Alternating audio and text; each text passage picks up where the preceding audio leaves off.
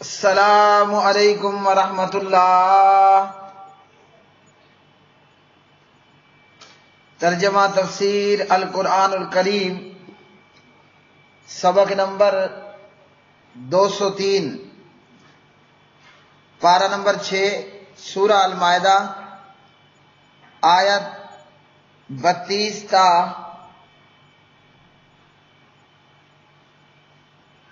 34۔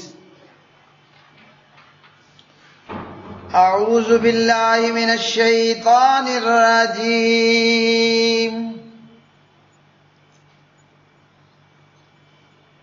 من اجل ذالک كتبنا على بني إسرائيل أنه من قتل نفسا بغير نفس أو فساد في الأرض فكأنما قتل الناس جميعا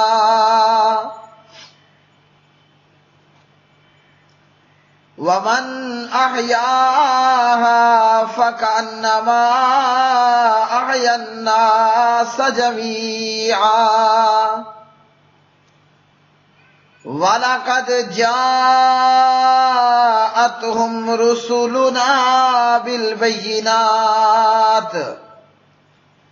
ثُمَّ إِنَّ كَثِيرًا مِّنْهُمْ بَعْدَ ذَلِكَ فِي الْأَرْضِ لَمُسْرِفُونَ إِنَّمَا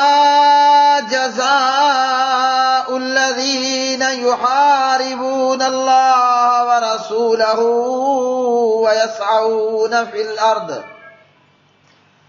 وَيَسْعَوْنَ فِي الْأَرْضِ فَسَادًا أَن يُقَتَّلُوا أَوْ يُصَلَّبُوا أَوْ تُقَطَّعَ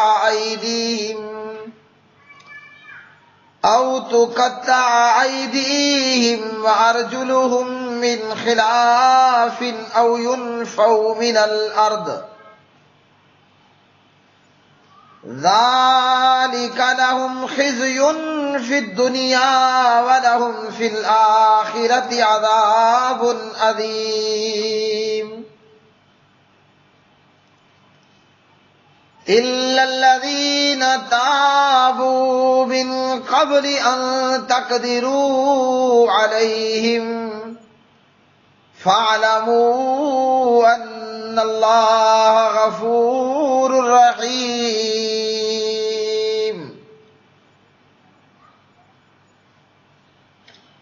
اسی وجہ سے ہم نے بنی اسرائیل پر لکھ دیا کہ بے شک حقیقت یہ ہے کہ جس نے ایک جان کو کسی جان کے بغیر یعنی بدلے کے بغیر یا زمین میں فساد کے بغیر قتل کیا تو گویا اس نے تمام انسانوں کو قتل کر دیا، اور جس نے اسے زندگی بخشی تو گویا اس نے تمام انسانوں کو زندگی بخشی۔ اور بلا شبہ ان کے پاس ہمارے رسول واضح دلائل لے کر آئے، پھر بے شک ان میں سے بہت سے لوگ اس کے بعد بھی زمین میں یقیناً حد سے بڑھنے والے ہیں۔ ان لوگوں کی جزا جو اللہ تعالی اور اس کے رسول صلی اللہ علیہ وسلم سے جنگ کرتے ہیں اور زمین میں فساد کی کوشش کرتے ہیں، یہی ہے کہ انہیں بری طرح قتل کیا جائے یا انہیں بری طرح سولی دی جائے، یا ان کے ہاتھ اور پاؤں مختلف سمتوں سے بری طرح کاٹے جائیں، یا انہیں اس سرزمین سے نکال دیا جائے۔ یہ ان کے لیے دنیا میں رسوائی ہے اور آخرت میں ان کے لیے بہت بڑا عذاب ہے۔ مگر جو لوگ اس سے پہلے توبہ کر لیں کہ تم ان پر قابو پاؤ تو جان لو کہ بے شک اللہ تعالی بے حد بخشنے والا نہایت مہربان ہے۔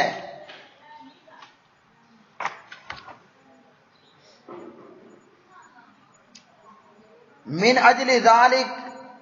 اسی وجہ سے کتبنا ہم نے لکھا یعنی فرض کر دیا علی بنی اسرائیل پر انہو یہ کہ من جو قتل کرے نفسن کسی جان کو بغیر نفس کسی جان کے او یا فساد کے فی الارض زمین میں یعنی بغیر فساد کے فکأنما تو گویا کہ قاتلا اس نے قتل کر دیا الناسا لوگوں کو جمیعا سب کے سب کو ومن اور جو کوئی احیاہا بچائے اس کو یعنی ایک جان کو فکأنما تو گویا کہ احیا اس نے بچا لیا الناس جمیعا سب لوگوں کو وَلَقَدْ اور البتہ تحقیق جاءتہم آئے ان کے پاس رسولنا ہمارے رسول بالبینات واضح دلائل کے ساتھ ثم پھر ان بے شک کثیرن بہت سے منہم ان میں سے یعنی لوگ بعد ذالک اس کے بعد فی الارض زمین میں لمسرفون البتہ حد سے نکل جانے والے ہیں انما بس جزا الذین ان لوگوں کی جو یحاربون اللہ لڑتے ہیں اللہ تعالیٰ سے ورسولہ اور اس کے رسول سے ویسعون اور وہ کوشش کرتے ہیں فی الارض زمین میں فساد کرنے کی ان یقتلوا کہ وہ قتل کر دیے جائیں او یا یصلبوا وہ سولی دے دیے جائیں او یا تقطع کاٹ دیے جائیں ایدیہم ان کے ہاتھ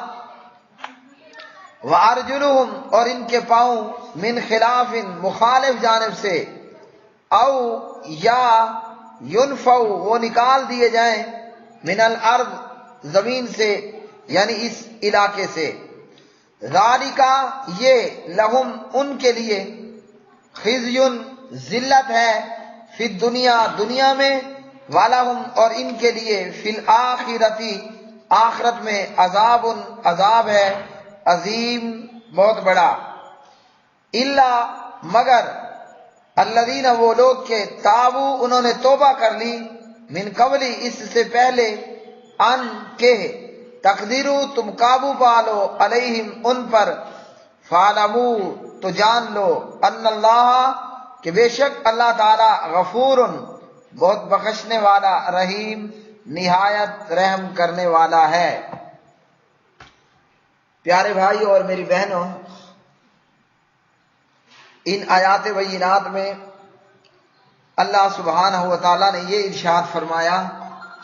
کہ جو کوئی کسی ایک انسان کا ناحق قتل پوری انسانیت کا قتل ہے، اور کسی ایک انسان کی جان بچا لینا یہ پوری انسانیت کو بچا لینا ہے۔ یہ آیت محاربہ کہلاتی ہے۔ محاربہ کے معنی ہے جنگ اور مخالفت کے۔ اس کا اطلاق کفر، راہزنی، ڈاکہ، مسافروں کو ڈرانے دھمکانے، زمین میں فتنہ فساد برپا کرنے اور دیگر دہشت گردی کی جو وارداتیں ہیں اور دہشت گردی کے معاملات ہیں، یہ آیت اس کے تعلق سے ہے۔ اور اسی طرح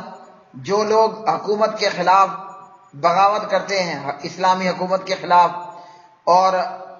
وہ حکومت جو اللہ اور اس کے رسول کے احکامات کو نافذ کرنے والی ہے، اور جو لوگ اسلام کی سرزمین میں ڈاکے ڈالتے ہیں، لوٹ مار کرتے ہیں، فتنہ فساد پھیلانے کی کوشش کرتے ہیں، قتل و غارت گری کا بازار گرم کرتے ہیں، ان لوگوں کے تعلق سے اللہ سبحانہ و تعالیٰ نے یہ بات بیان فرمائی کہ یا تو ان کو قتل کر دیا جائے، یا پھر ان کو سولی لٹکا دیا جائے، یا ان کے ہاتھ پاؤں مخالف سمت سے کاٹ لیے جائیں، یا انہیں علاقہ بدر کر دیا جائے، اس علاقے سے، اس سرزمین سے ان کو نکال دیا جائے۔ حاکم وقت ان چار سزاؤں میں سے کوئی بھی سزا انہیں دے سکتا ہے۔ اور اسی طرح یہ لوگ، ان کی یہ سزا کہ انہیں قتل کر دیا جائے، سولی لٹکا دیا جائے، یا ان کے ہاتھ پاؤں مختلف سمتوں سے کاٹ دیے جائیں۔ اب اس قسم کی بغاوتیں اور دہشت گردی کرنے والا کوئی کافر ہو، بھلے کوئی یہودی ہو، کوئی عیسائی ہو، یا ایسا کوئی دہشت گرد اور باغی مسلمان ہو۔ اکثر مفسرین کے نزدیک یہ آیت اکل اور ارینا قبیلے کے لوگوں کے بارے میں نازل ہوئی، جن کے تعلق سے حضرت انس بن مالک رضی اللہ تعالی عنہ کی روایت ہے۔ روایت یہ ہے کہ کچھ لوگ مسلمان ہو کر مدینہ منورہ آئے، لیکن مدینے کی آب و ہوا انہیں موافق نہ آئی، مدینے کی آب و ہوا انہیں موافق نہ آئی اور یہ بیمار پڑ گئے۔ تو پیارے نبی علیہ الصلوۃ والسلام نے انہیں مدینے سے باہر صدقے کے اونٹوں میں، وہاں اونٹوں کے باڑے میں قریب میں رہنے کا حکم دیا اور کہا کہ جاؤ جا کر اونٹنیوں کا دودھ اور پیشاب ملا کر پیو۔ یہ لوگ وہاں چلے گئے، اور جب ان لوگوں نے اونٹنیوں کا دودھ اور پیشاب ملا کر پیا تو یہ لوگ تندرست ہوئے، اور تندرست ہونے کے بعد مرتد بھی ہو گئے۔ پہلا جرم کہ انہوں نے ارتداد کیا، مرتد ہو گئے۔ دوسرا جرم کہ چرواہے کو قتل کیا اور اونٹوں کو، صدقے کے اونٹوں کو بھگا کر لے گئے۔ نبی علیہ الصلوۃ والسلام نے ان کے پیچھے فدائین کو بھیجا، تعاقب کرنے والوں کو بھیجا، جو کہ انہیں پکڑ کر، ان مرتدوں کو پکڑ کر مدینہ لے آئے۔ تو پیارے نبی علیہ الصلوۃ والسلام کے حکم پر ان مرتد ہونے والے اور چرواہے کو قتل کرنے والے لوگوں کے ہاتھ پاؤں کاٹ دیے گئے، اور ان کی آنکھوں میں لوہے کی گرم گرم سلاخیں پھیر دی گئیں، اور پھر انہیں دھوپ میں تڑپتا ہوا چھوڑ دیا گیا، یہاں تک کہ وہ پانی مانگتے تھے لیکن انہیں پانی بھی پینے کے لیے نہیں دیا۔ تو یہ لوگ سب کے سب تڑپ تڑپ کر مر گئے۔ صحیح بخاری حدیث نمبر 3018، مسلم حدیث نمبر 1671 اور اسی طرح 1671۔ تو ان لوگوں کو یہ سزا دی گئی۔ یہ سزا ہے اسلامی حکومت کے خلاف بغاوت کرنے والوں کے لیے، اور ڈاکہ زنی اور قتل و غارت گری کرنے والوں کے تعلق سے۔ اللہ سبحانہ و تعالیٰ نے پھر فرمایا، مگر جو لوگ توبہ کر لیں اور تمہارا ان پر قابو پانے سے پہلے ہی وہ توبہ تائب ہو جائیں تو پھر ان کے لیے معافی کا اعلان ہے، یعنی ایسے لوگوں کا قصور معاف کر دیا جائے گا جو قابو میں آنے سے پہلے پہلے خود آ کر اپنے آپ کو حکومت کے اور اداروں کے حوالے کر دیں اور اس پر معافی کے طلبگار ہوں۔ تو اگر یہ از خود اپنے آپ کو حکومت اور اداروں کے حوالے کر دیتے ہیں تو پھر ان کی معافی قابل قبول ہوگی اور ان کو ایسی کوئی بھی سزا نہیں دی جائے گی۔ اب ایک بات میں اختلاف ہے کہ سزاؤں کی معافی کے ساتھ ساتھ انہوں نے قتل کر کے یا لوٹ مال کر کے اور آبرو ریزی جو انہوں نے کی اور بندوں پر جو دست درازی کی، کیا یہ جرم بھی معاف ہو جائیں گے یا اس کا بدلہ لیا جائے گا؟ تو بعض علماء کے نزدیک سارے کا سارا معاف ہوگا، اور بعض کے نزدیک یہ کہ یہ معاف نہیں ہوگا اور اس کا جو ہے وہ قصاص لیا جائے گا۔ امام ابن کثیر اور امام شوکانی رحمہم اللہ تعالی کا رجحان اسی طرف ہے کہ مطلقاً انہیں معاف کر دیا جائے۔ انہوں نے آیت کے ظاہر الفاظ سے یہی چیز اخذ کی۔ البتہ اگر یہ دہشت گرد لوگ اور یہ باغی لوگ گرفتاری کے بعد توبہ کرتے ہیں تو ان کی سزا معاف نہیں ہوگی۔ انہیں جو بھی سزا ہے گرفتاری کے بعد توبہ سے یہ جرائم سزا معاف نہیں ہوگی، اور وہ مستحق سزا ہو. وآخر دعوانا ان الحمد للہ رب العالمین.